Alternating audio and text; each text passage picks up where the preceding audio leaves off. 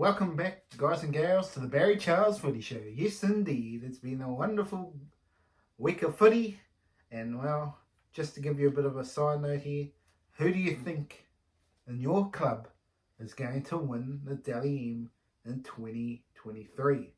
So I wanted to have a look at this team and see each squad and see who I thought were the players that are more likely to get yourself the Best Player of the Year award.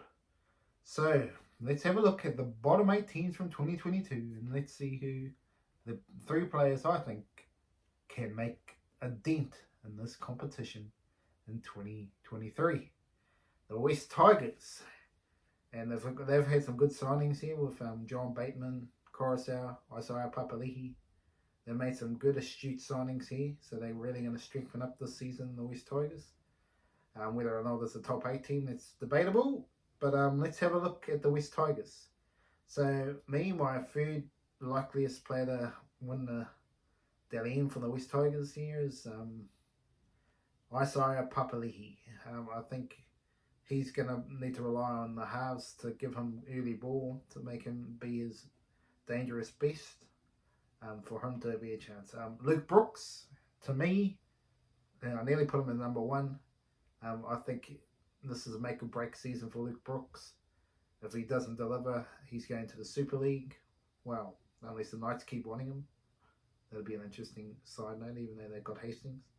But all roads lead to Rome. They BG Marshall and that, like Luke Brooks, and believe they're going to get the best out of him and he'll re-sign, but he won't re-sign for the same amount of money. I'd expect to be going at $700,000. So it's going to be a big drop of money for him. And number 1, obviously the biggest signing they've done this season, Coruscant. Can he turn this team into a top 8 team? Because a lot of people have forgotten how good he has been. He's done it for Manly, won a premiership there, won a couple at Penrith. Very good player. Can he do the same for the West Tigers? People are laughing now, but you never know. He is a very good player, Coruscant, and we'll see if he can get the Tigers from cellar dwellers into the top 8. That's the biggest thing for him for a start, to make the top 8 this season, and then look at premierships in a year or 2 when they sign a few more players.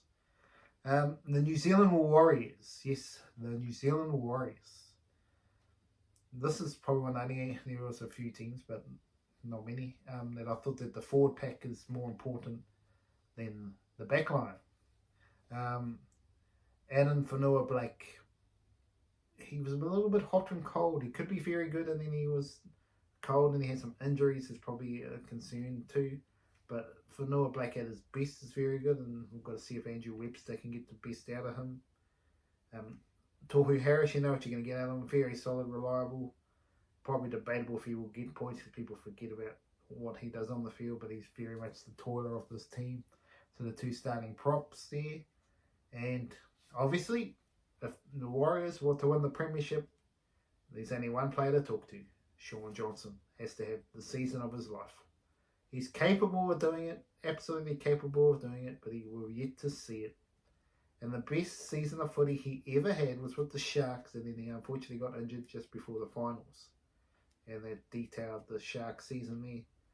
But that was his best footy. If he can get to that sort of footy again, then look out, Shaun Johnson. But unfortunately, for all the talent he's had, he has been disappointing. But for the Warriors' sake, if they are going to be a premiership force this season, obviously Shaun Johnson is their man. Newcastle Knights. For me, Jacob Safiti, could have put Daniel Safiti, but one or the other. The Safiti brothers are going to be vital for this for this team going forward. They already have been solid, but can they go to another level and play week in, week out? Very good for the Knights. That's what they need. Obviously, Jackson Hastings, he's been signed to be number 7, and he needs to deliver the consistency that they need. I think they will be better, but they let Clemmer go. It's going to be interesting how the Knights season goes. And obviously, Kalen Ponga, yet to prove his consistency for the Knights. And he needs to have a big stellar year if the Knights are going to be top 8 material. The Gold Coast Titans. Yes, Gold Coast. To me, I had a look at this and I thought we need, if we use Davis Fifita firing at all cylinders. How do they get the best out of him? Can they get the best out of him? That's debatable. But if they can, then the Titans are a top 8 team. Last year they underachieved, so it'll be interesting to see how they go this year. And obviously losing Fogarty was a big thing. But the signing Sam Ferrells, can he be the difference and really push this team into the top 8? It's going to be interesting. And obviously their biggest signing, Kieran Foran, Mr. Solidarity. And I tell you what, his consistency with the talent they got in their halves spine, if they can find the best combination, this team could be a real surprise packet in 2023. The Canterbury Bulldogs, who's most likely to win their medallion medal? While they're signing a Reid Mahoney, clearly he's going to bring a dimension to this club that is very solid and get them around the pack. So Reid Mahoney's clearly on the list. To me, it's the halves. I really do. I think Kyle Flanagan needs to have a big season if they want to be in the top 8. Otherwise, he will be gone. Absolutely, he's on his last. He would go to the Super League, I would suggest, if he doesn't deliver this year. And Matt Burton.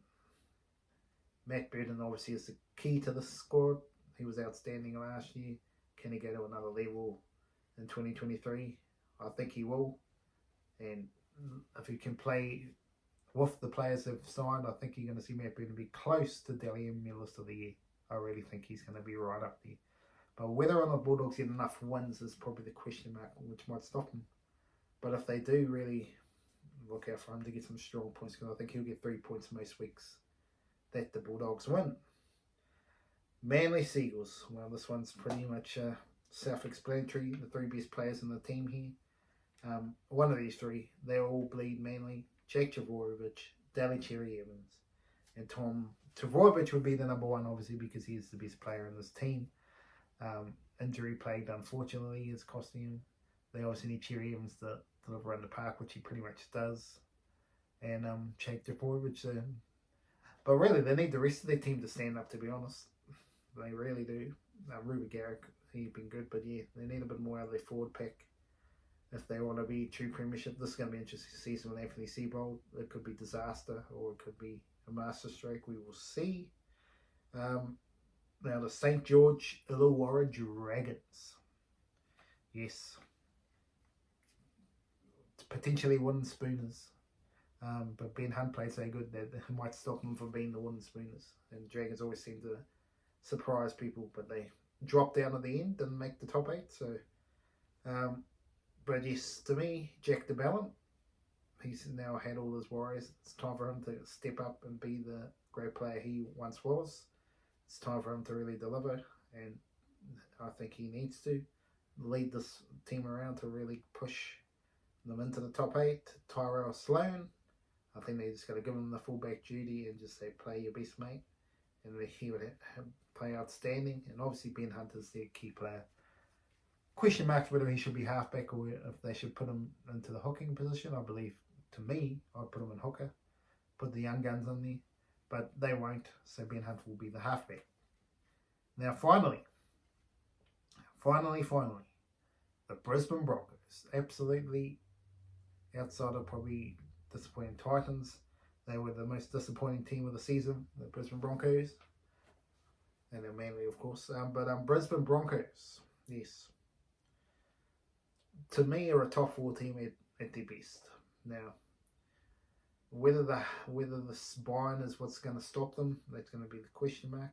But obviously, Payne Haas, very good player, and he plays very good footy, and he's clearly a big player. So is Adam Reynolds.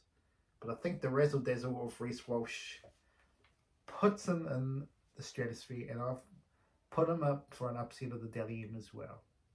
But out of all these teams, I think Matt Burton is the most likely. To me, Matt Burton's the most likely to win the Dally M. But I wouldn't be surprised if Api Koroisau gets quite up there. And obviously Tom Trbojevic, if he can stay on the field, he is going to be a big opportunity there as well. But yeah, out of this lot, to me, if I was going to have to pick a top 3, Tom Trbojevic would clearly be in there. Then I'll go for Reece Walsh. I just think he's going to have a big impact at the Broncos this season. And obviously, number 1, Matt Burton, is the way I see this. who are likely to be your team to win the Dally M list. If you agree, disagree, make comments down there, smash the like button, subscribe to the channel, and we'll be back very shortly, and we'll look at the top 8 from 2022 and who I think are the Dally M list chances for 2023. Have a great day out there.